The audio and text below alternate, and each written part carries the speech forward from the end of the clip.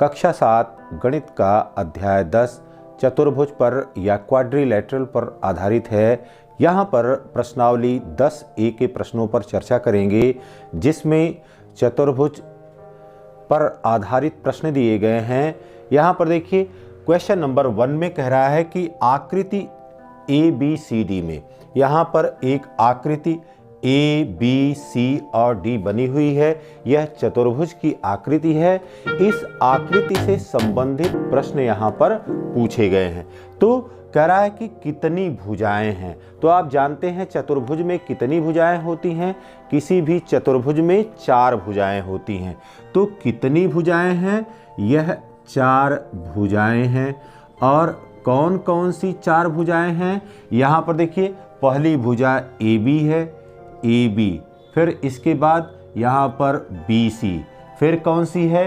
CD, यहाँ पर CD, फिर इसके बाद क्या है? यहाँ पर DA है। तो ये 4 भुजाएं हैं। कितने अंतःकोण हैं? तो अंतःकोण कौन कौन से हैं? अंतःकोण यहाँ पर A है, फिर यहाँ पर B है, C है और D है। तो 4 अंतःकोण हैं। 4 अंतःकोण हैं। 4 अंतःकोण हैं। और ये 4 अंतःकोण कौन कौन से हैं? कोण A, कोण B, कोण C व कोण D। यहाँ पर 4 अंतःकोण हैं। फिर कह रहा है सम्मुख कोणों के कितने युग्म हैं? तो सम्मुख कोणों में कोण A का सम्मुख कोण कोण C है और कोण B का सम्मुख कोण क्या है? कोण D है। तो सम्मुख कोणों के कितने युग्म हैं? तो यहाँ पर 2 युग्म हैं। युग्म का मतलब होता है जोड़ा। तो कौन कौन से हो गए?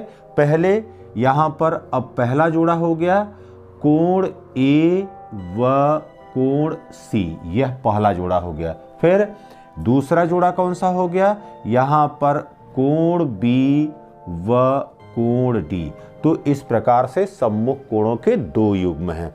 फिर संलग्न भुजाओं के कितने जोड़े हैं? तो संलग्न भुजाओं के क्या है? संलग्न भुजा क्या होती है? ऐसी 2 भुजाएं जिसमें एक उभयनिष्ठ शीर्ष होता है। अब कितने जोड़े इस तरह से हैं? यहाँ पर 4 जोड़े हो जाएंगे। और यह 4 जोड़े कौन कौन से हैं? पहला यहाँ पर AB और BC है। AB व BC, ये पहला जोड़ा हो गया। फिर देखिए BC और CD, यहाँ पर BC व CD दूसरा जोड़ा हो गया। फिर CD व DA, CD व DA, यह तीसरा जोड़ा हो गया। और फिर इसके बाद चौथा हो गया DA व AB। इस तरह से यहाँ पर संलग्न भुजाओं के हमको 4 जोड़े मिल जाएंगे।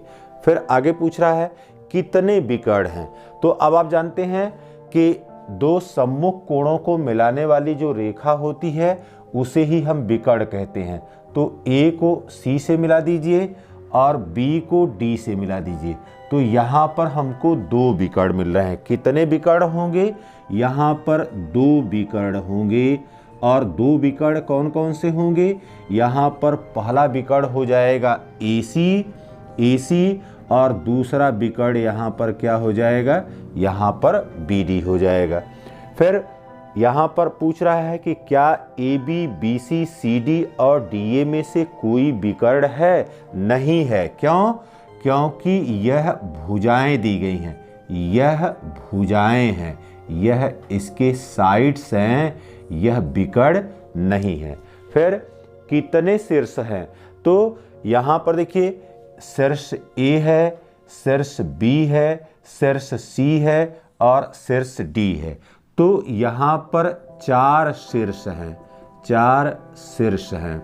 और कौन कौन से हैं? यहाँ पर A, B, C व D, यह 4 शीर्ष हैं।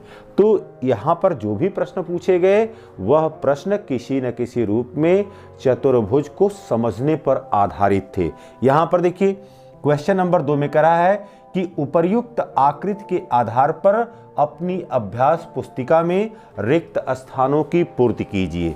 तो अब यहाँ पर आपको बताया हुआ है कि चतुर्भुज में अंतः क्षेत्र क्या होता है, इंटीरियर पार्ट क्या होता है, और उसका बहिर्भाग क्या होता है, एक्सटीरियर पार्ट क्या होता है, उसी पर आधारित यह प्रश्न है। अब यहाँ पर देखिए करा Q क्षेत्र में स्थित है। अब यहाँ पर देखिए Q कहाँ पर है, अंतः क्षेत्र में, तो यहाँ पर क्या हो जाएगा, यहाँ पर अंतः क्षेत्र में हो जाएगा, तो यह इंटीरियर पार्ट में है। फिर R क्षेत्र में स्थित है। अब R कहाँ पर है, यहाँ पर यह बाह्य क्षेत्र में स्थित है, तो यह बाह्य क्षेत्र में स्थित है या एक्सटीरियर पार्ट में स्थित है।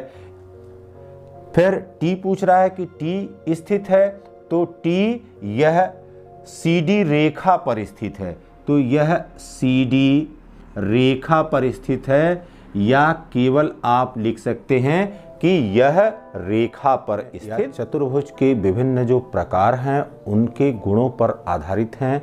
यहाँ पर क्वेश्चन नंबर 3 में कह रहा है कि किसी चतुर्भुज ABCD से संबंधित निम्नलिखित कथनों में रिक्त स्थानों की पूर्ति कीजिए।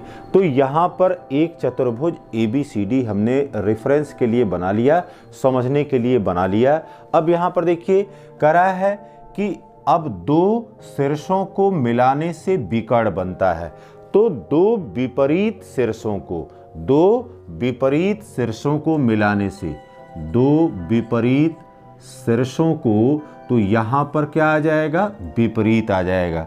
फिर देखिए शीर्ष A, अब शीर्ष A का विपरीत शीर्ष क्या है, शीर्ष C है, तो शीर्ष A का विपरीत शीर्ष C हो गया, तो शीर्ष A और शीर्ष C को मिलाने से विकर्ण बनता है। फिर शीर्ष D, और अब यहाँ पर यह शीर्ष D है और इसका विपरीत शीर्ष क्या है, यहाँ पर B है, तो शीर्ष D और शीर्ष B को मिलाने से विकर्ण बनता है। फिर देखिए चतुर्भुज का एक विकर्ण, अब देखिए कोई भी विकर्ण खींच ले रहे हैं, जैसे A को C से मिला दिया, तो चतुर्भुज का एक विकर्ण इसे त्रिभुज में विभाजित करता है। अब देखिए यहाँ पर एक त्रिभुज हो गया ADC और दूसरा यहाँ पर हो गया ABC, तो यह पहला त्रिभुज हो गया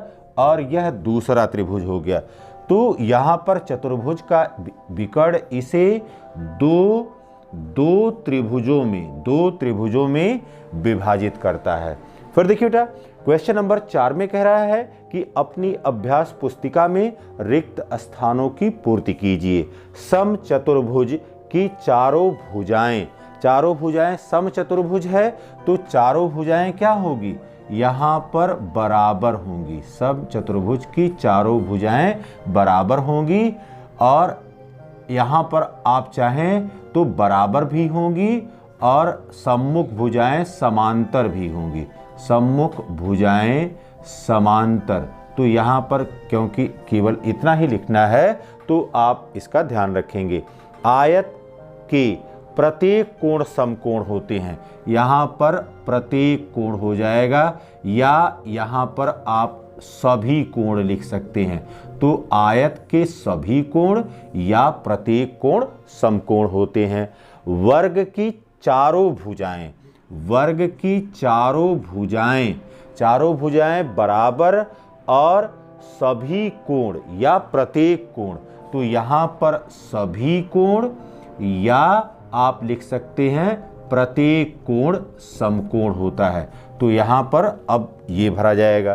फिर समलंब में क्या होता है, समलंब में आपको पता है कि यहाँ पर समलंब चतुर्भुज की, यहाँ पर सम्मुख भुजाओं का एक युग्म समांतर होता है, तो यहाँ पर सम्मुख भुजाओं का एक युग्म समांतर होता है। प्यारे बच्चों, ये वीडियो अगर आपको इन्फॉर्मेटिव लगा हो, यदि आपको अच्छा लगा हो तो आप इसे लाइक करें, शेयर करें, साथ ही साथ अपना वैल्यूएबल कमेंट भी प्रेषित करें।